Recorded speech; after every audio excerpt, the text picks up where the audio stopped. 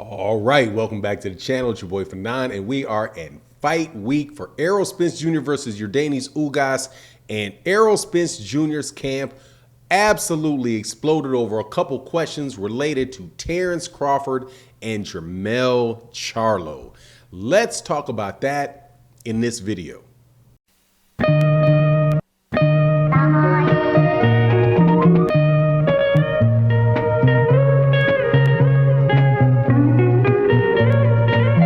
Welcome back to the channel. It's your boy Fanon. We are going to be, obviously for this weekend, in the welterweight division. We've got one of the biggest fights of the year coming up on Saturday between Errol the Truth Spence and Yordenis Ugas for a three-belt unification fight. The WBA, the WBC, and the IBF championship belts will all be on the line. The winner will be a three-belt unification champion and one fight away from undisputed with a fight with Terence Crawford. Now, before I get into the subject matter of the video, though, let me welcome you back to the channel. If you are a longtime subscriber and a supporter of the channel, which we have a lot of, I'm thankful to be able to say thank you very, very much for your ongoing support. Make sure you guys share that video, comment in the comment section. If you're not a subscriber to the channel, accept my invitation to join the boxing community that we have here. A lot of really good conversations, intelligent boxing fans. All you have to do is hit the bell icon and hit the notification bell. After you hit the subscribe button, select all notifications, you'll get them all. Also, we are giving away $1,000 to one person who has signed up with our promotional partner, BUSR, at busr.ag/Fanon. If you're going to wager this weekend, make sure you do it there. And then you may be the lucky person to win $1,000 on that site. So definitely take advantage of that promotion. All right, so we're at fight weekend. A lot of interviews going on, really good stuff going on. We have the weigh-in coming up later today. Had the last press conference yesterday. Errol Spence Jr. gave a bunch of very, very good interviews, as he usually does, and his trainer Derrick gave one that I absolutely positively loved. The man that is one intense guy. And you can tell that where he's getting closer to, as he's getting a little bit closer to the fight with Ugas, he's getting a little bit more frustrated about certain questions that he believes to be kind of stupid. So and ones that he doesn't really want, it looked, from my opinion, that he really doesn't want to have to deal with. But both interesting conversations and really do provide light on what could be coming out down the road if Errol Spence Jr. is able to beat Yordenis Ugas tomorrow in their fight. So first things first, he talks about the Terence Crawford fight and absolutely lights into the questions that people are having about whether or not he is going to fight Terence Crawford next.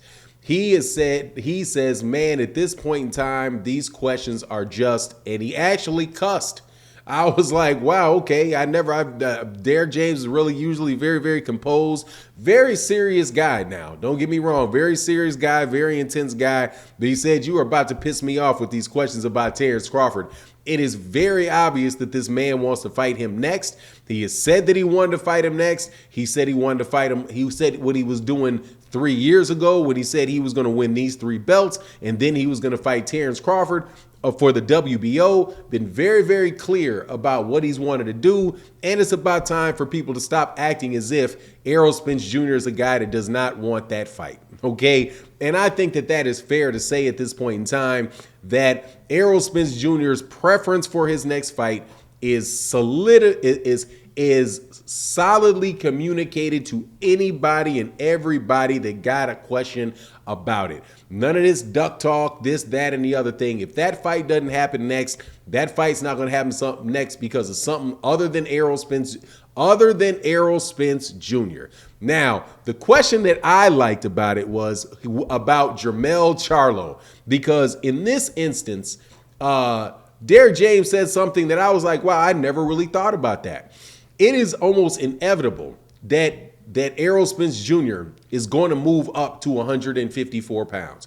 The question would be, is he going to move up to 154 pounds at the same time that the current champion excuse me, had to take a sneeze break.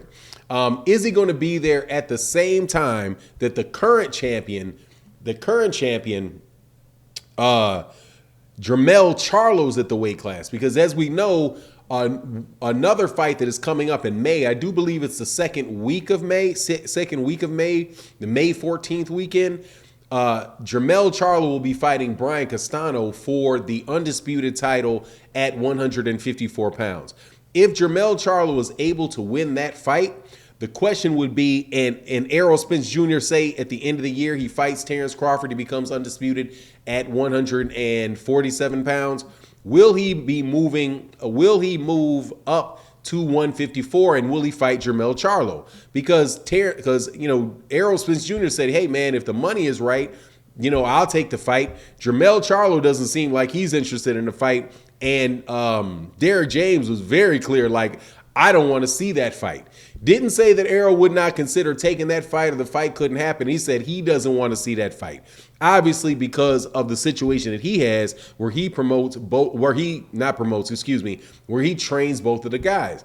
But the key observation that I found that I thought was just really interesting was where he said, look, man, there's only like 5 boxers in boxing that can make their own money, right? They said Gervonta Davis, Canelo Alvarez, Errol Spence Jr., Tyson Fury, and they may have said somebody else, right? So it was, Errol, Gervonta, Canelo.